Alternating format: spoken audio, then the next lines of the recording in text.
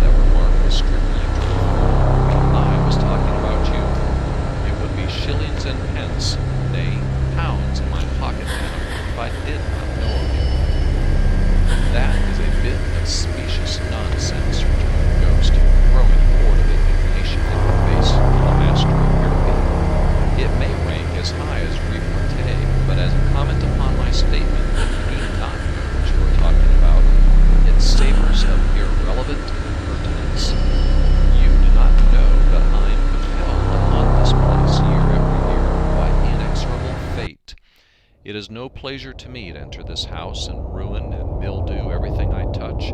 I never aspired to be a shower bath, but it is my doom. Do you know who I am?" "No, I don't," returned the master of Harrowby.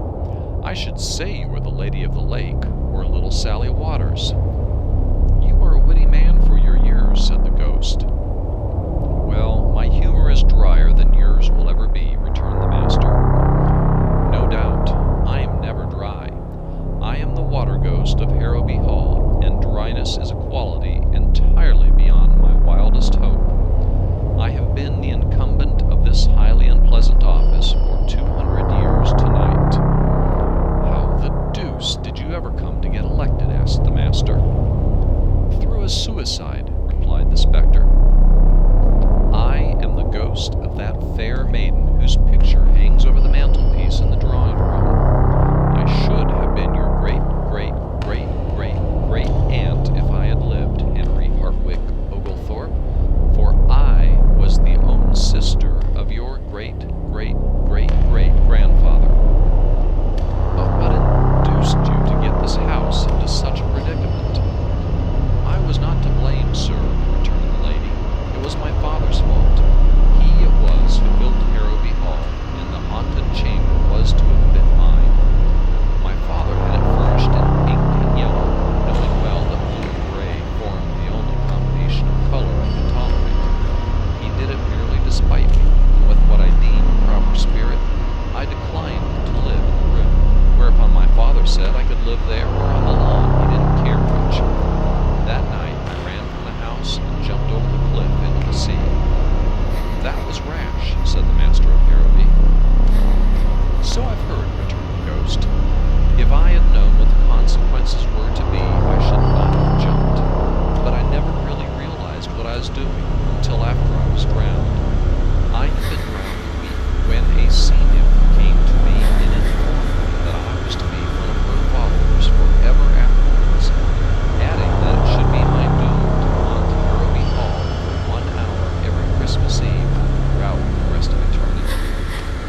I was to haunt that room on such Christmas Eves as I found it good, and if it should turn out not to be that, I was and am to spend the allotted hour with them in the house. I'll sell the place.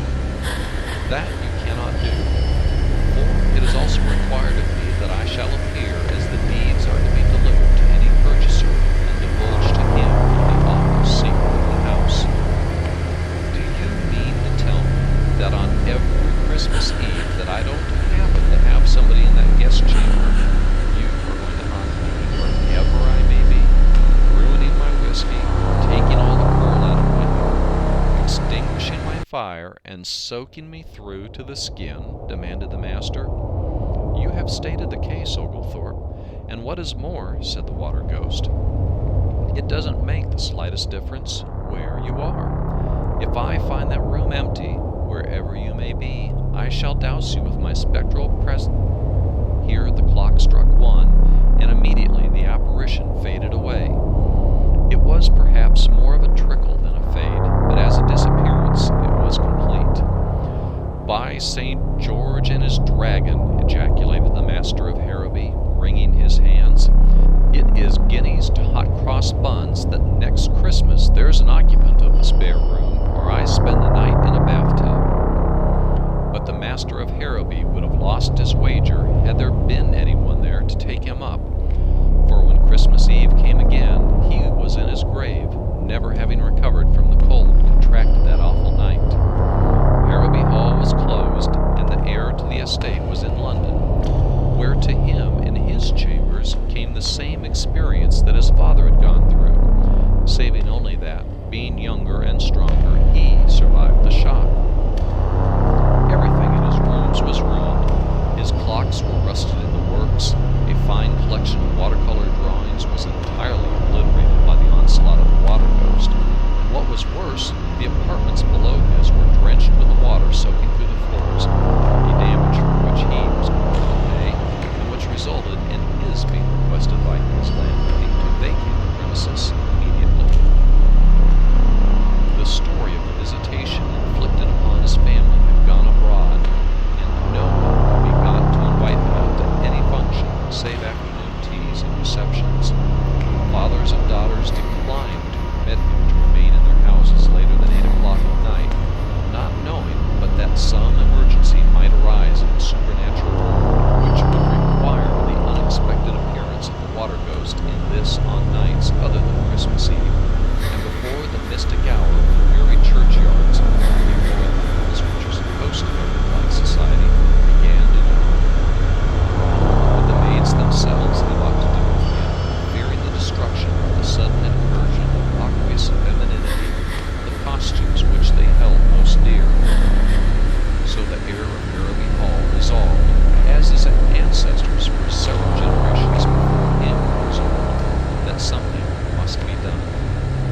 His first thought was to make one of his servants occupy the haunted rooms at the crucial moment, but in this he tailed, because the servants themselves knew the history of that room and were better. None of these rooms would consent to sacrifice their personal comfort to his, nor was there to be found in all of England a man so poor as to be willing to occupy the doomed chamber on Christmas Eve for pay.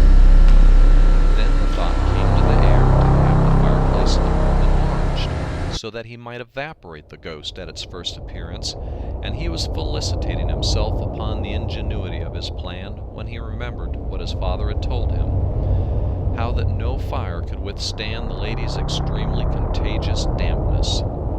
And then he bethought him of steam pipes.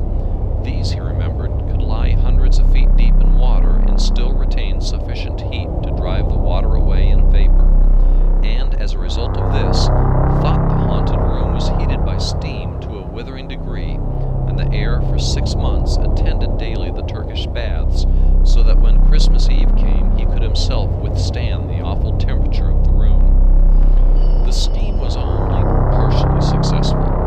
The water ghost appeared at the specified time and found the heir of Harrowby prepared, but hot as the room was, it shortened her visit by no more than 5 minutes in the hour, during which time the nervous system of the young master was well nigh shattered, and the room itself was cracked and warped to an extent which required the outlay of a large sum of money to remedy. And worse than this, as the last drop of the water ghost was slowly sizzling itself out on the floor, she whispered to her would-be conqueror that his scheme would avail him nothing, because there was still water in great plenty where she came from, and that next year would find her rehabilitated and as exasperatingly saturating as ever. It was then that the natural action of the mind, in going from one extreme to the other, suggested to the ingenious heir of Harrowby the means by which the water ghost was ultimately conquered, and happiness once more came within the grasp of the house of Overthorn. The heir provided himself with a warm suit of fur underclothing. Donning this with the furry side in, he placed over it a rubber garment, tight-fitting, which he wore just as a woman wears a jersey. On top of this he placed another set of underclothing. This suit made of wool, and over this was a second rubber garment like the first. Upon his head he placed a light and comfortable diving helmet, and so clad on the following Christmas Eve he awaited the coming of his tormentor. It was a bitterly cold night that brought to a close this 24th day of December. The air outside was still, but the temperature was below zero. Within all was quiet, the servants in the Harrowby Hall awaiting with beating hearts the outcome of their master's campaign against his supernatural visitor. The master himself was lying on the bed in the haunted room, clad as has already been indicated, and then the clock came back.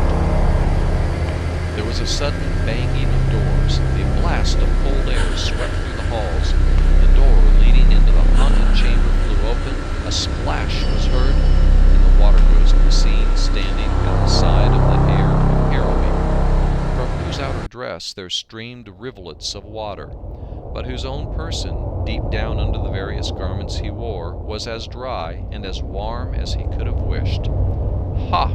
said the young master of Harrowby. "I'm glad to see you." "You are the most original man I've met, if that is true," returned the ghost. "May I ask where did you get that hat?" "Certainly, madam," returned the master courteously. "It is a little portable observatory I had made for just such emergencies as this. But tell me, is it true that you are doomed to follow me about for one mortal hour, to stand where I stand, to sit where I sit?"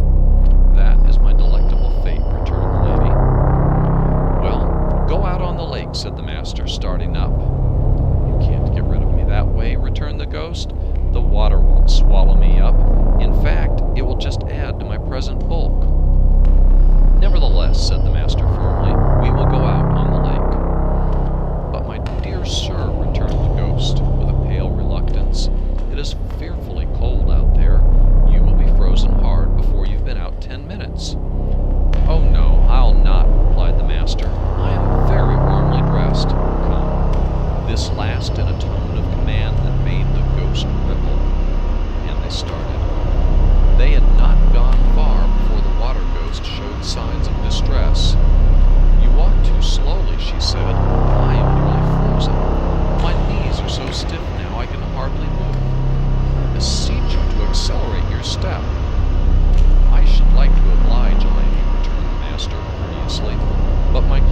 are rather heavy, and 100 yards an hour is about my speed.